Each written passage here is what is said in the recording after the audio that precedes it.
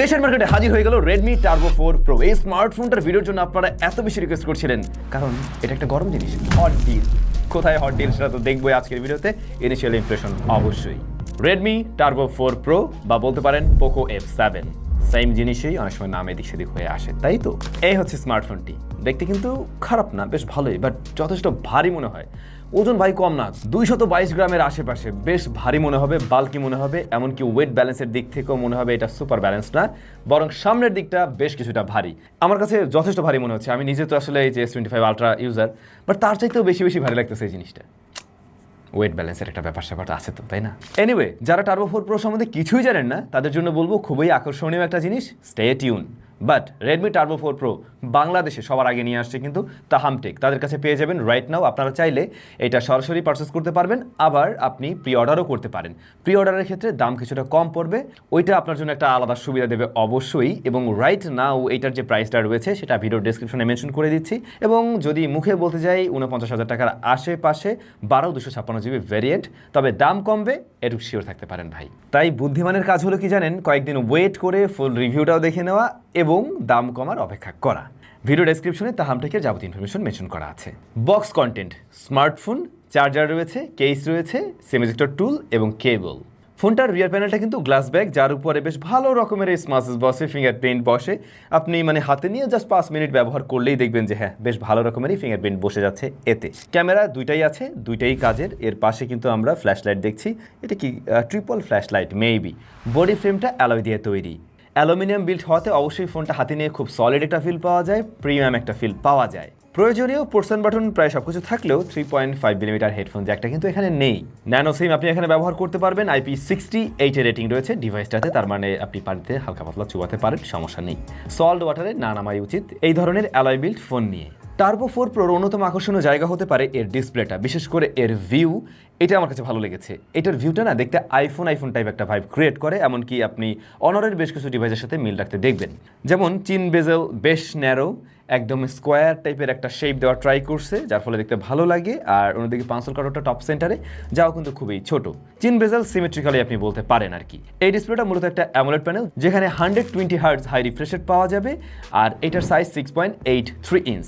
HDR10+ এর support রয়েছে, Widevine L1 এর সাপোর্ট রয়েছে, 3200 নিটস পিক ব্রাইটনেস দিতে পারে ডিসপ্লেটা, এবং 12 বিট প্যানেল কিন্তু এইটা। প্যানেলটা যথেষ্ট ভালো, এমনকি যে প্রাইস পয়েন্ট থেকে আমরা কিনতে যাচ্ছি, স্পেক ওয়াইজ বা কাগজ কলমে যা আছে তাতে কিন্তু খুবই ভালো মানের ডিসপ্লে। বাট আমাদের এক্সপিরিয়েন্স যদি বলি, এই ফোনটা আমার কাছে টু বি ভেরি অনেস্ট আছে জাস্ট 2 দিন, এবং সেই 2 দিনের ব্যবহারের অভিজ্ঞতা থেকে যদি বলতে হয়, ডিসপ্লের কালার রিপ্রেজেন্টেশন ভালো লেগেছে। একেবারে অ্যাকুরেটের দিকে না, একটু ভাইব্রেন্ট করে প্রেজেন্ট করে, যা দেখতে ভালো লাগে, ভিভিড টাইপের একটু রেজাল্ট দেয় আর কি। অন্যদিকে টাচ রেসপন্স যথেষ্ট ভালো দিচ্ছে, সেই সাথে 120 হার্টজ ঠিকভাবে পুশ করতে দেখছি। আউটডোরে গিয়েছিলাম এটা নিয়ে, এবং সেখানেও আমরা স্ট্রাগল ফ্রি এটা ব্যবহার করতে পারছি। কোনো ধরনের টিন্টের দেখা এখনও পাইনি, যদিও বা আরও দীর্ঘদিন ব্যবহার করার ব্যাপার স্যাপার আছে, তখন গিয়ে এর সম্বন্ধে আরও ইন ডিটেলে ডেফিনেটলি জানানো যাবে আপনাদেরকে। অপারেটিং সিস্টেমে HyperOS 2 বেসড অন Android 15 রয়েছে এই ডিভাইসটাতে। আর এই ডিভাইসটার প্রসেসর হিসেবে রয়েছে Qualcomm Snapdragon 8s Gen 4। 8s Gen 4 latest chip, এবং এটাকে যদি আপনি কম্পেয়ার করতে চান, তাহলে ধরুন Snapdragon 8 Gen 3 সাথে কম্পেয়ার করছেন, ওইটার কাছাকাছি আপনি বলতে পারেন। UFS 4.1 ওয়েস স্টোরেজ টাইপ হিসাবে, দেন 12 GB র্যাম, 16 GB র্যামে পাওয়া যায়, সেই সাথে 256, 512 এবং 1 TBতে পাওয়া যায় এই ডিভাইসটা। আমার তো মনে হয় 16 GB র্যাম ভ্যারিয়েন্ট খুব একটা প্রয়োজন হবে না, বরং এটার দাম অনেক বেশি হবে। আপনারা 12 GBটাই চয়েস করতে পারেন। ইভেন আমাদের ইনিশিয়াল টেস্টিংয়ে দেখলাম 12 GB র্যামেই আসলে অনেক অ্যাপকে হ্যান্ডেল করতে পারছে খুব সহজে। র্যাম ম্যানেজমেন্টও ভালো আছে এটাতে, কিন্তু কোনো ধরনের বাগ টাগের দেখা তো এখন পর্যন্ত মিলেনি। বাট মিলেছে যেটা চাইনিজ ভ্যারিয়েন্টের ফোন এটা। তো চাইনিজ ভ্যারিয়েন্টের ফোনে প্রচুর পরিমাণে ব্লোটার থাকে, এবং প্রথমে যখন কিনা আমরা প্লে স্টোর ইনস্টল করতে যাচ্ছিলাম একটু প্যারা খেতে হয়েছে, একটু সময় লাগছে। বাট এই যে এখন চলছে, আমরা প্রয়োজনীয় অ্যাপ্লিকেশনগুলো ডাউনলোড করে নিতে পারছি। তারপরেও এখানে আরেকটা টেস্টিংয়ের ব্যাপার থাকে, সমস্ত ব্যাংকিং অ্যাপের নোটিফিকেশনগুলো ঠিকভাবে আসে কিনা, তারপরে ওটিপি ঠিকভাবে আসছে কিনা, প্লাস আরেকটা ব্যাপার থাকে এই ফোনটাতে ম্যাপিংয়ের কোনো ধরনের ঝামেলা আছে কিনা, লোকেশন জনিত। সেই বিষয়গুলো আমরা টেস্ট করতে চাই আরেকটু বিশদে। আমরা ইনিশিয়ালি একটা টেস্ট করছিলাম এই ব্যাপারগুলো সবগুলোই, সেগুলোতে মোটামুটি পাস করছে। তবে আমরা এটা নিয়ে আরেকটু দূরে গিয়ে টেস্ট করে দেখতে চাই যে আসলে ওই ধরনের কোনো ইস্যু আছে কিনা। 8s Gen 4 এর স্কোর কিন্তু যথেষ্ট ভালো আসছে আন্তততে।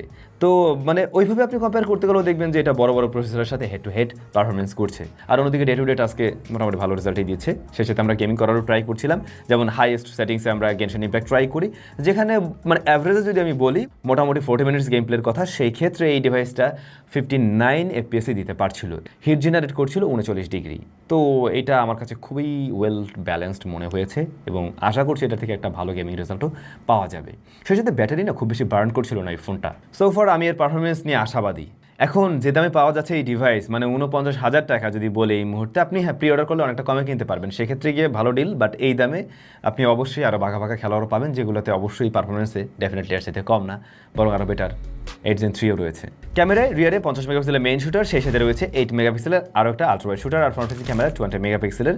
এই ফোনটা দিয়ে ভিডিও রেকর্ড করা যায় সর্বোচ্চ 4K 60 FPS মেইন শুটারে, আর front facing camera 1080p 60 FPS করা যায়। তো দেখুন এখানে যে সেটআপটা, এই সেটআপটা কিন্তু কমতির একটা কারণ অবশ্যই হতে পারে, কারণ এরকম সেটআপ তো আমরা 30,000 টাকায় আশা করি, তাই না? বা 30,000 টাকার মধ্যেই আশা করি।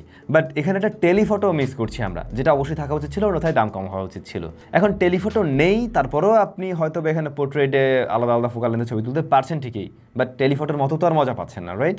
আমরা ইনিশিয়ালি কিছু ছবি তুলছিলাম, ছবি সম্বন্ধে আপনাদের মন্তব্য আপনারা জানাবেন।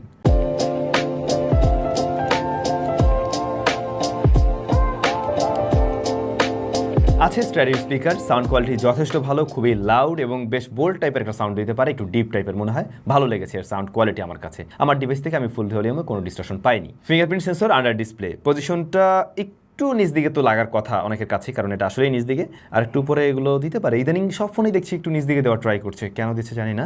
তো এটা ফাস্ট একুরেট রেজাল্ট দেয়, হাত ভিজে গেলে একটু অনেক সময় টাইম নেয় বা মিসম্যাচ করে। বাট আকর্ষণীয় জায়গা হলো কোথায় জানেন? ব্যাটারি। বিশাল বড় ব্যাটারি যুক্ত স্মার্টফোন এইটা। কয়েকদিন আগে আমরা আরেকটা ডিভাইসও পেয়েছিলাম আইকিউর, এই ফোনটাতেও রয়েছে 7550 মিলিঅ্যাম্পার, মানে বিশাল বড় ব্যাটারি। তবে এই ফোনটার থিকনেস কিন্তু আইকিউর ওই ডিভাইসের মতো অতটাও কম না, এটার মোটামুটি থিকনেসের দিক থেকে অ্যাজ ইউজুয়াল রেগুলার টাইপেরই। এত বড় ব্যাটারিকে চার্জ করার জন্য রয়েছে 90 ওয়াটের চার্জিং সিস্টেম, যেটা আমি মনে করি স্ট্যান্ডার্ড জায়গায় অবশ্যই আছে।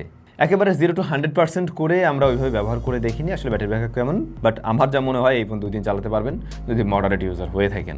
হেভি ইউজার হয়ে থাকলেও 1.5 দিন চালাতে পারবেন শিওর। ব্যাটারি সাইজ কত বড় হচ্ছে ডিভাইসে।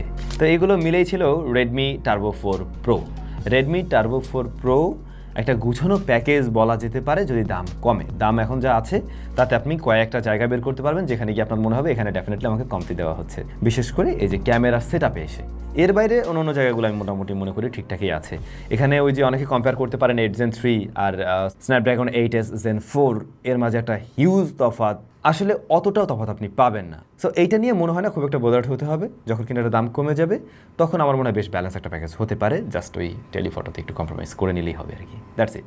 আপাতত আপনাদের কাছে ডিভাইসটা কেমন লাগলো কমেন্ট করে জানাতে ভুলবেন না। খুব শীঘ্রই এটার একটা ফুল রিভিউ আপনারা পাবেন। কোন কোন বিষয়ের দিকে আপনাদের গুরুত্ব আছে সেগুলো কমেন্ট করে জানাতে পারেন। আমরা সেই সমস্ত জায়গাগুলোতে আরও বেশি ফোকাস দেওয়ার ট্রাই করবো, মানে টেস্টিং করার ট্রাই করবো। ভালো থাকুন, দেখা হচ্ছে নতুন ভিডিওতে।